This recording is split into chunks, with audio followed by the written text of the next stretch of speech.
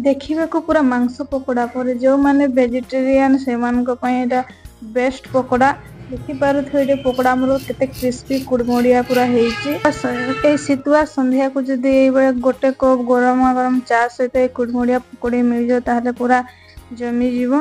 तो ये पकोड़ी recipe देखापी channel जो नुआ अच्छा सब्सक्राइब करूँ वीडियो फास्ट लास्ट जाए देखो। तो नमस्कार दर्शक बंधु एमआर किचन को आपण मानक अनेक अनेक स्वागत। तेज चलते स्टार्ट करवा आज फूलकोबी पकोड़ा रेसिपी। ये देखो मुझे फूलकोबी को भाया पतला पतला काटी नहीं काटिकी भल भाव धोईकी नहीं ये स्वाद अनुसार लुण दबा 1/4 चामच लंका गुंड ये अल्प किसी हलदी ये धनिया गुंड जीरा गुंड ये अदा रसुण पेस्ट 1 टीस्पून ये किसी 2 चामच पाखापाखि मु बेसन देछि 2 चामच ये कॉर्नफ्लावर देछि एबे 1 चामच देछि पोया 1 चामच मिसेबी। ये देखो सुखिला रे आमे भलो भाबरे गोळे नवा बेसन सहित आपण कॉर्नफ्लावर जगह चावल गुंड भी दे पारबे। ये मु भलो भाबरे गोळे सया पर 1 चामच पाखापाखि पानी देकी गोळे नेछि पुणी ताकू आउ 2 चामच पाखापाखि पानी दे गोळे नेछि। लंका एठी मते कम लागला सेति पे आउ आधा चामच लंका गुंड मु मिसे देछि आउ 1 चामच कॉर्नफ्लावर देकी भलो भाबरे गोळे नेछि ताकू रेस्ट करि छाडी देथिले किछि समय।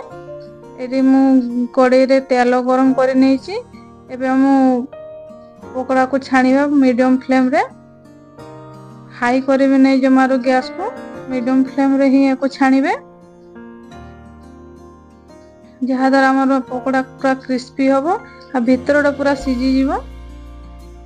ए भड़ा ताको उल्टे उल्टे नेबे थरे एही प्रोसेस रे निहाती भाव रे रेसिपी को बनांतु।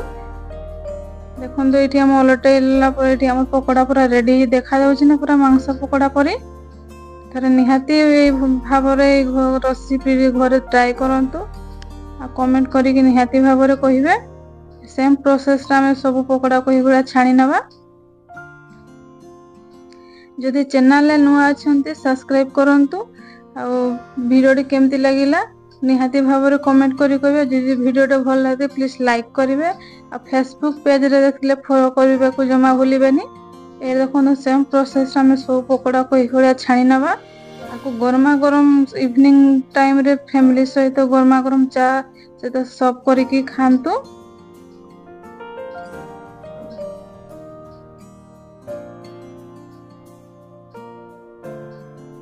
ये पकोड़ा बहुत समय पर्यंत पूरा कुड़मुड़िया है रहिबो जमारो नसीमी हो नै